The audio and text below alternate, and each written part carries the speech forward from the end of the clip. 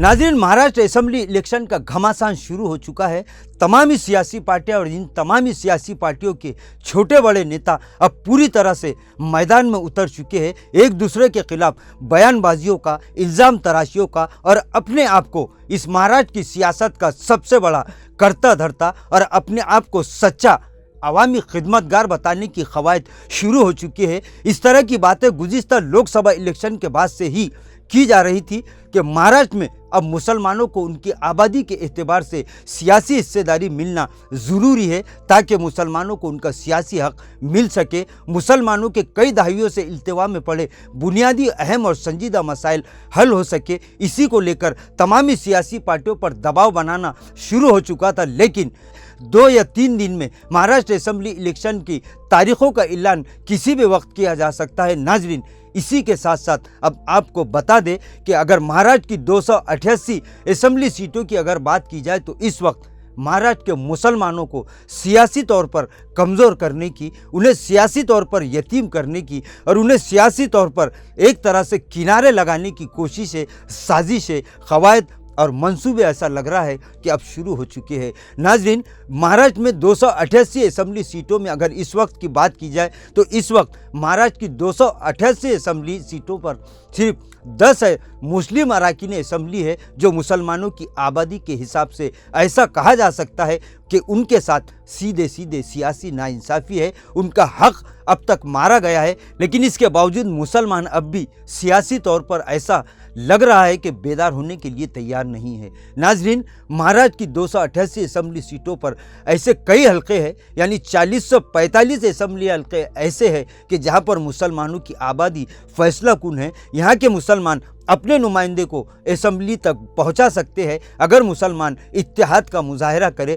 सियासी दानिशमंदी, होशमंदी और बेदारी का सबूत करे तो नाजरीन, महाराष्ट्र असेंबली में मुसलमानों की सियासी ताकत हर हाल में बढ़ सकती है, मुसलमानों को सियासी नुमाइंदगी मिल सकती है, मुसलमानों के और आने वाली इनकी नस्लों के तालीमी, सियासी, माशी मुस्तकबिल को संवारा जा सकता है। लेकिन फिर एक मर्तबा मुसलमानों को वोटों को तकसीम करने की साजिश शुरू हो चुकी है। नाज़रीन, महाराष्ट्र के साथ साथ अगर औरंगाबाद की बात की जाए तो औरंगाबाद में इस वक्त सबसे ज़्यादा अगर किसी समाज के उम्मीदवार मैदान में दिखाई दे रहे हैं तो वो मुस्लिम समाज के उम्मीदवार है।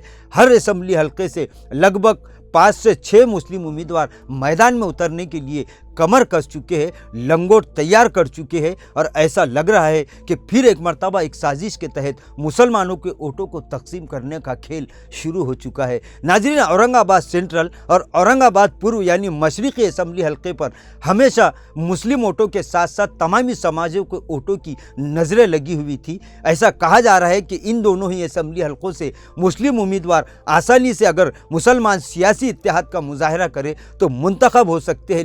लेकिन अब इस उम्मीद पर पानी फिरता नजर आ रहा है। औरंगाबाद के दोनों ही असेंबली हलकों से 4 से 5 मुस्लिम उम्मीदवार मैदान में उतरने के लिए तैयार हो चुके हैं। कई उम्मीदवारों ने मुख्तलिफ सियासी पार्टियों से अपनी उम्मीदवारी तलब की है और फिर एक मर्तबा ऐसा लग रहा है कि इस बार भी हमेशा की तरह मुसलमानों के वोटों को तकसीम करके खुद मुसलमानों को आपस में लड़वा कर, खुद मुसलमानों के आपसी इत्तेहाद को इंतशार में तब्दील कर कर मुसलमानों को बलि का बकरा बनाया जा रहा है। मुसलमान इस वक्त सियासी तौर पर बेदार होने के लिए तैयार नहीं है। नाजरीन, ये वक्त है कि मुसलमानों के जिम्मेदारान, दानिश्वर हजरात और वो उलमा इकराम को भी अपनी दीनी मिल्ली जिम्मेदारी को अदा करना ज़रूरी हो चुका है। नाजरीन, उलमा इकराम को चाहिए कि वो मैदान में आए और किसी एक उम्मीदवार के नाम पर मुत्तहिद होकर फैसला करे ताकि चाहे कोई भी सियासी पार्टी से मुंतखब हो, लेकिन मुस्लिम उम्मीदवार कामयाब होना ज़रूरी है। ऐवान असेंबली में मुसलमानों के सरों की तादाद बढ़नी चाहिए। अगर फिर एक मर्तबा हमने आपसी इंतशार का मुजाहरा किया तो फिर कोई सियासी पार्टी और उसके नेता को बुरा भला कहना और उस पर इल्ज़ाम लगाने का हमें कोई दीनी, मिली, सियासी, समाजी हक नहीं है। नाजरीन, ये वक्त इत्तेहाद का मुजाहरा करने का है। वहीं मजलिस इत्तेहादुल मुस्लिमीन की जानिब से मुस्लिम उम्मीदवारों के नाम जाहिर किए जाएंगे। वंचित बहुजन अघाड़ी की जानिब से भी मुस्लिम उम्मीदवारों के नाम जाहिर हो चुके हैं। अब तमामी सेकुलर पार्टियां भी अब इस बात पर फोकस कर चुकी है कि किस असेंबली हल्के में ज़्यादा मुस्लिम वोटों की तादाद है।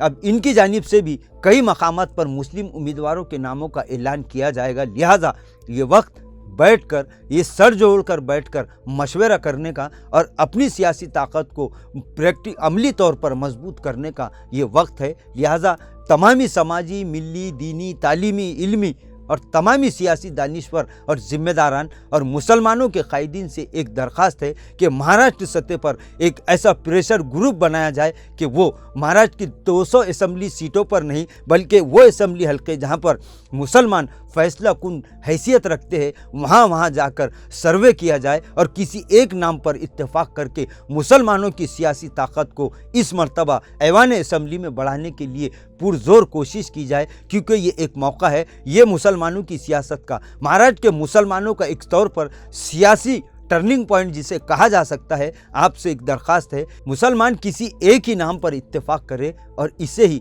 अपना रुकन असम्बली मुंतखब करे, ताकि महाराष्ट्र में जो इस वक्त 2024 में इस वक्त महाराष्ट्र असम्बली में मुस्लिम अरकान असम्बली की तादाद 10 है, वो कम से कम इस असम्बली में कम से कम 40 से 45 ज़रूर होनी चाहिए। नाजरीन, आज के लिए बस इतना ही, फिर मुलाकात होगी कुछ नई वीडियो के साथ। तब तक के लिए हमें इजाज़त दीजिए। अल्लाह हाफिज़।